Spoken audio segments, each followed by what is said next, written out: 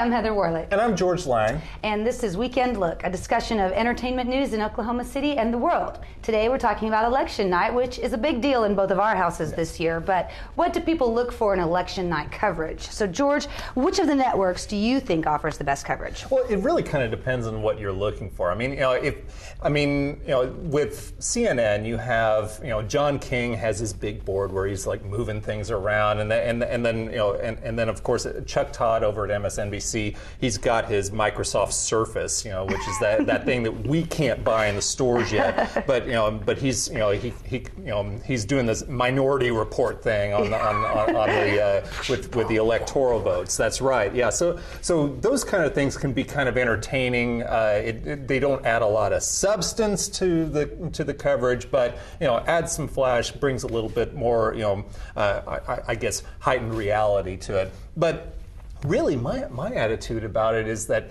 you look at these things based on, do you like the people who are reporting it? And also, depending on how things are going that night, it might be more entertaining to tune in to the losers, okay? Because you have Fox News leans toward conservative, MSNBC leans toward liberal. Depending on how things are going on Tuesday night, it might be more interesting to see if there's rending of garments and gnashing of teeth, with Bill O'Reilly and Sean Hannity, or the same thing might be going on over at MSNBC with Keith Olbermann, Chris Matthews, and Rachel Maddow. So you just so that makes for great television. Yeah. If people are just losing their minds because their whole world is going down the drain, that could be interesting to watch. You're a sadist, George. I prefer a happier environment of celebration, and that is why I will be attending a watch party. Oh, okay. There are some watch parties in Oklahoma City. The GOP watch party is going to be at the Oklahoma City Marriott Grand Ballroom. Then the Democratic watch party is going to be at the Skirvins Grand Ballroom. So I'll be at one of those parties that night, having a couple of glasses of champagne and hopefully celebrating a little bit. Okay, yeah, well that sounds good. I mean, you're a watch party person, or at least hitting the ballroom or wherever the candidate is celebrating or wiping away tears. I prefer to stay at home because I'm sort of a TV screamer. I mean, this is like the Super Bowl for me. I guess Oscar night and election night are really big. So so we have a few friends over, and so we're just flipping. We're flipping some between things channels. to bring or to plan to have at your watch party. You need to make sure you have plenty of champagne or whiskey or whatever you're going to need to get through the night. Yeah, anesthesia if you need that. And of course then lots of foods that'll absorb the alcohol. Sure. I suppose You'll need a big box of Kleenex just in case, and a grief counselor on hand close by. Grief counselor. Yep. That's an excellent, and because tensions and emotions are really riding high with this. It's crazy. The people who are for John McCain or for Barack Obama, they have invested so much emotionally in this election that while they're watching this coverage, we talk about it from the sort of entertainment aspect of it. Yeah.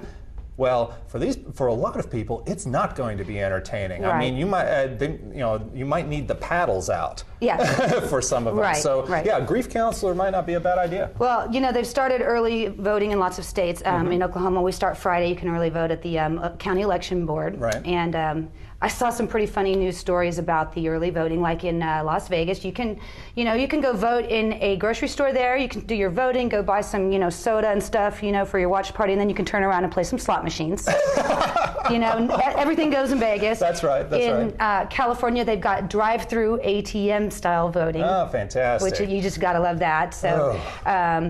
Watch out for the voter fraud. Yeah. So anyways, anything goes, but I'll definitely be doing some early voting starting Friday. Oh, so you're going to do it, huh? Yeah, I think so. I don't know. I'm into the pageantry. I got to wake up early. Got to go over to the polling place, get my little sticker and everything, and then go home after work and just pull my hair out for the next 6 hours watching the cable news. So. Exactly. So speaking of the TV, though, you saw Obama's infomercial Yes. And what did you think? Did you like it? Did it annoy you? Did you feel like he just sold you a sham wow? That was a Jon Stewart line, Yeah. right? Yeah. Well, okay. I felt like it was a beautifully produced 30-minute spot. I mean, I think a lot of people were expecting that he would break out the Ross Perot pie charts like Ross Perot did that in 1992. He used the apple pie. That's right. This was much more telling stories and sort of first-person accounts of what people are going through,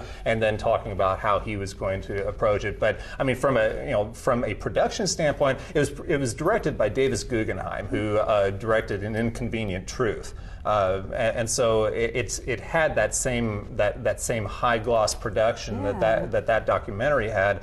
I thought it was beautifully done. I mean, now who knows what kind of impact it's going to have electorally, but I think what he was looking for was just was a bright, positive look at what he might offer. So yes, it was that. So we'll see if it does have any impact. Well, only 4 more days. That's right. That's okay. right. Now that's all we have for this week. And for more about movies, music, and everything else that's entertaining, check out the Weekend Look section of the Oklahoman, the A&E section of NewsOK.com, the latest issue of Look at OKC, and of course WIMGO.com. And next week we'll probably be talking more about entertainment stuff. But for us, I think this is pretty entertaining. It is. So for Weekend Look, I'm George Lang. I'm Heather Warlick. Thanks for tuning in.